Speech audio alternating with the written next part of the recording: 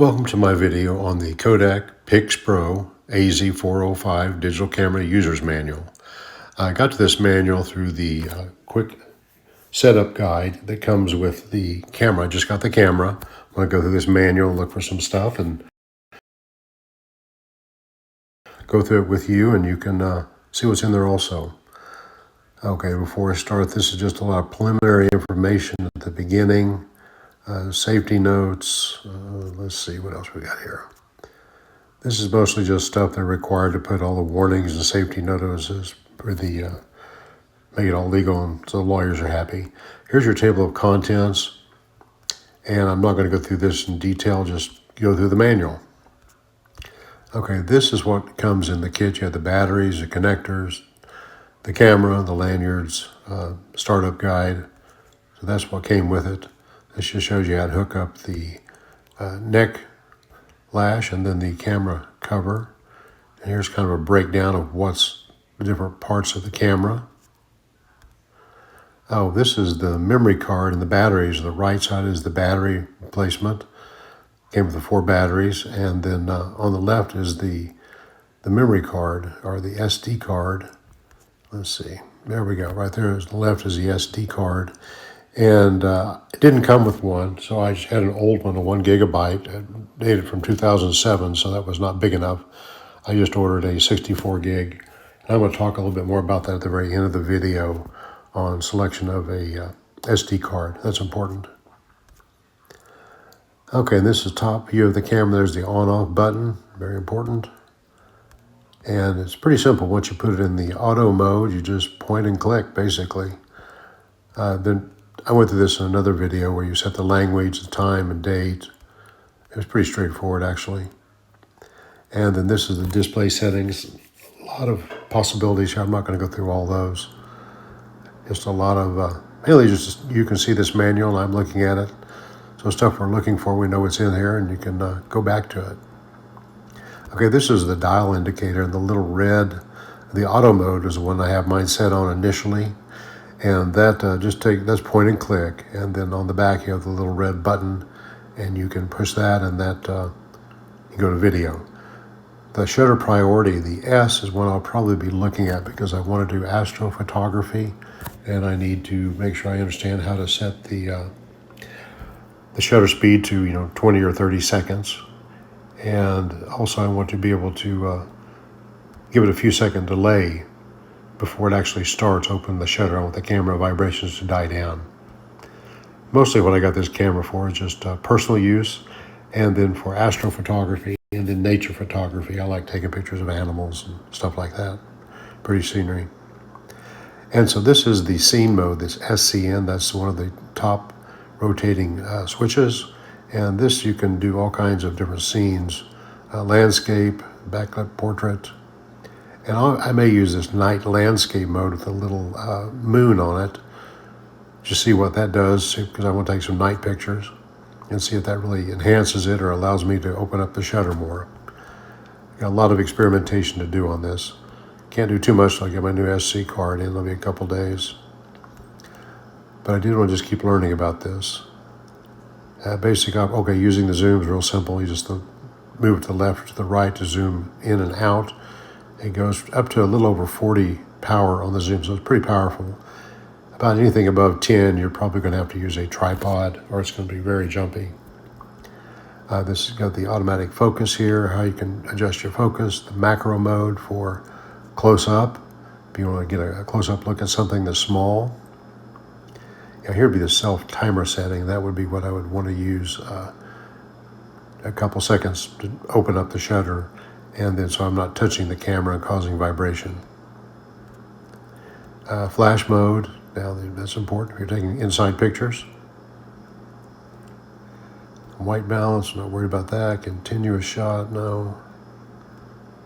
Exposure, ISO, that's important as far as the night pictures I'm thinking about doing. Shutter adjustment, aperture adjustment, using quick recording. I'm not sure what that is, but we'll find out. The color settings, adjust your color balances. And this goes through kind of a summary of all those different options. Now, playback is pretty straightforward. There's a button on the back of the camera. You punch that and you can look at all the pictures you've taken. And so that, pretty straightforward. There's the little paddle on the back, so if you want to delete things, you can do that. And I may do a video on that eventually, just kind of show some of those features. Because there's not a lot on YouTube about exactly how to use this thing.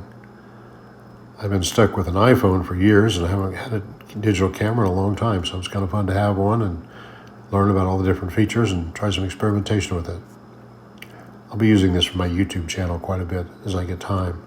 Okay, here's the different menu settings.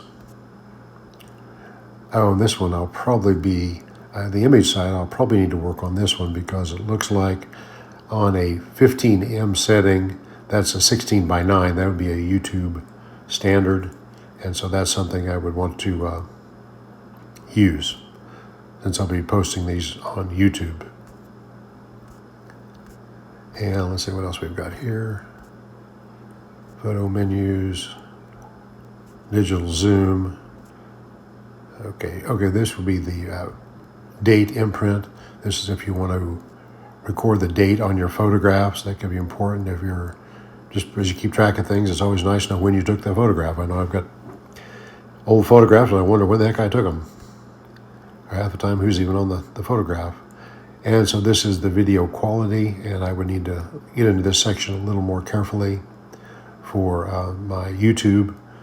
Make sure I've got the proper frames per second and the proper aspect ratios. This optical stability, so I'm going to do animals outside. This is what I definitely want to make sure I understand and use, because if you're doing outside pictures and you're tracking an animal moving like a bird or a duck or something, your hands are going to be shaking, and you got to stop that as much as you can digitally. Otherwise, the picture looks real jumpy. So I'll have to make sure that's turned on when I'm outside taking pictures.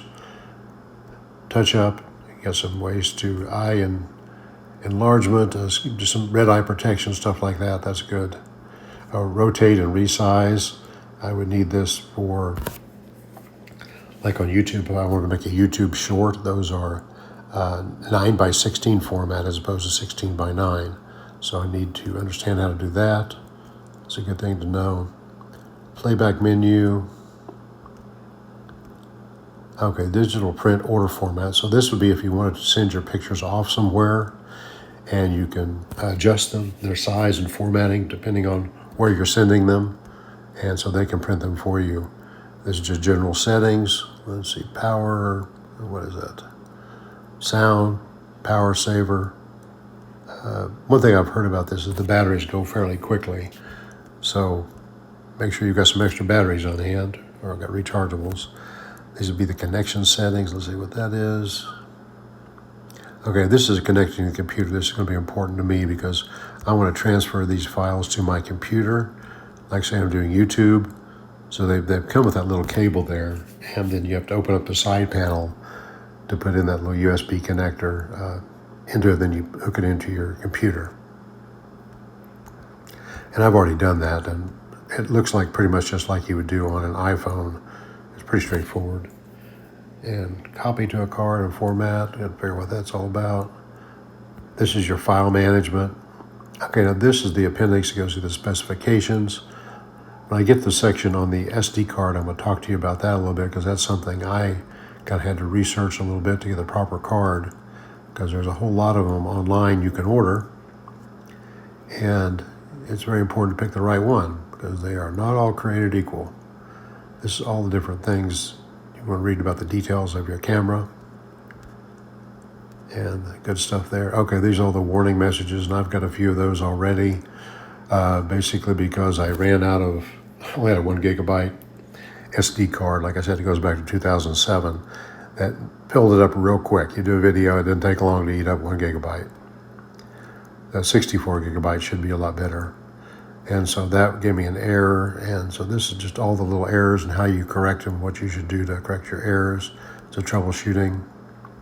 Okay, this is the memory card compatibility.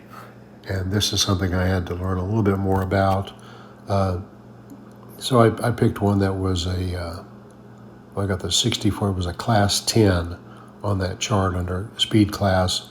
And apparently that is fast enough to where you can take video and it will record to the SD card. One thing I was having trouble with, my other one, that little 1 GB, it was real old, and so it didn't have a very high transfer rate. And when I was taking a video, it would stop and pause to transfer the information. You really don't want that because it's going to mess up your video.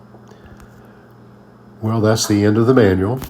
I hope you got a little bit out of this, and if you did, give me a like, thumbs up, and continue watching. I'm going to try to continue my journey through this camera, and also send me any comments of me. What am I doing right or wrong on this? Am I missing some stuff?